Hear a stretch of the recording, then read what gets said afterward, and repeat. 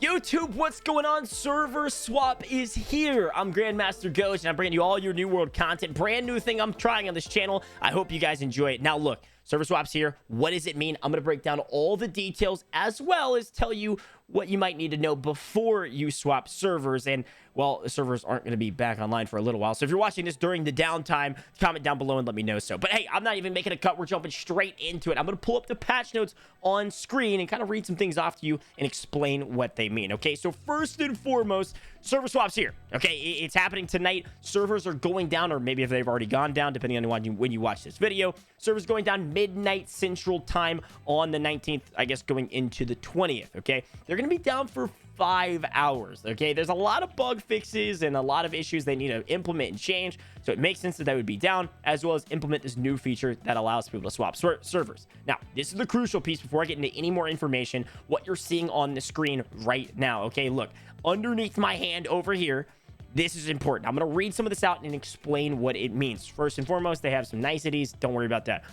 When all worlds are back online from downtime, so 5 hours from midnight, 5 a.m. Central Time, our plan is to monitor the framework we can create it without turning transfers on immediately. So when they go back live, transfers are not live, especially if you're in like NA East like I am. Once we've confirmed that the framework holds up to scale, we will turn on character server transfers in the Utopia world first in the AP Southeast region. So only that region will be able to swap servers within their region. I'm going to take a moment here, don't go anywhere, to explain, and it's 100% confirmed in the patch notes. You can read it for yourself. You can go down below in the YouTube description. The patch notes are down there for you. I'm not going to scroll to them. You can only swap servers within your region. So if you're NA East, NA West, you have to stay within NA East or NA West. This was a rumor that they were going to allow you to swap between regions. That's no longer the case. So unfortunately, if you have friends on NA East and you're on NA West, you cannot swap servers. You will have to make a new character. I want to be very clear about that, okay? Now, going into this, we'll closely monitor transfers in this world, and if anything out of the ordinary occurs, our team will need to make manual interventions. If all goes well, we'll turn it on for the rest of the AP Southeast region and continue monitoring. If after 8 hours our team hasn't discovered any issues, and we'll fully deploy character server transfers to the other regions. So 8 hours. Okay, so 5 a.m. servers go back online. Test it out on Southeast region world. Test it on the overall Southeast region. 8 hours later, we now have server transfers live. So when you're saying, hey, server transfers are live midnight at 12:19, that's not true. Server transfers are really live 5 a.m. plus like an hour, plus like 8 hours. That's 9 hours from 5 a.m. And now we're talking like 2 p.m. Central Time is probably when they go live, barring basically zero issues. So if I'm a guessing man, I'm going to assume that server transfers are not actually going to be live if you're on Central Time like me until probably 6, 7, 8 p.m. Central Time on Wednesday, 10/20, okay, October 20th. So want to be clear about that. That's probably when it'll go live. Now, what does it actually look like to transfer your character, and what are the information you need to know about doing that? Of course, you got to be within your region, but here's some more information on your screen in the patch notes. You'll need to log into your character. You'll need to go into the in-game store and claim your character transfer token. This is really important. That's the only way to do it. And it also shows us, and they actually even talk about it lower in the patch notes, that you're going to be able to change your server again, just not for free. They say this later in the patch notes. You can read it for yourself, that it's a free transfer now, aka grabbing an item for free out of the store. Later, you're going to pay real money to be able to transfer your server again. Okay, this is super important to remember. Just think about this in the future. If you decide to swap now, to swap again, you're going to have to pay money down the line unless they decide to implement another free server transfer, which they hinted at maybe doing. Okay. Next couple things. How do you actually do it? Okay. You need to remove any active trading post buy and sell orders. You need to leave your company, and your character must be located in a sanctuary, aka just go to Windsward or something like that. Any other settlement or outpost is fine. What comes to with me when I transfer? This is a good question. They implemented it in here. You'll keep all of your character progression, level, weapon mastery, etc. You'll keep your inventory and storage, and you'll keep all your currency. You'll keep your houses and your housing decorations, something that a lot of people didn't believe was going to happen. And you'll keep all your quest progress. Sounds good, right? The things that are not going to transfer are the things that they mentioned earlier. You can't bring your company over unless you all decide to swap and then make a new company. You guys get the idea.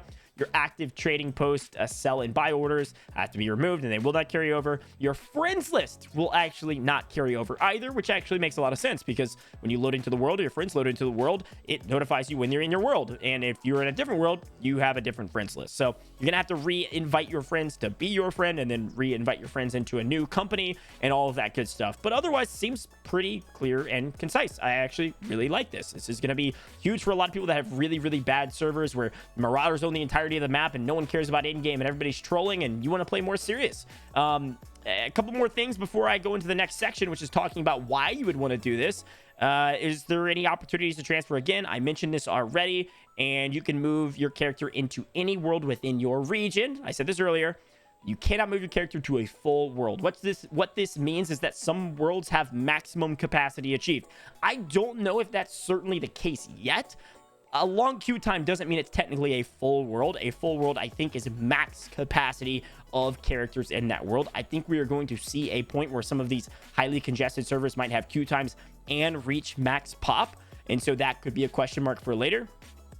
You can't move your character into a world of maintenance, and you can't move your character to a world set if you have an existing character in there. So you can't have two characters in the same world. Pretty simple. All right, so why would you transfer? I want to talk about this for a second, and really harp on this, because I think this is actually super important for the health of the game, okay?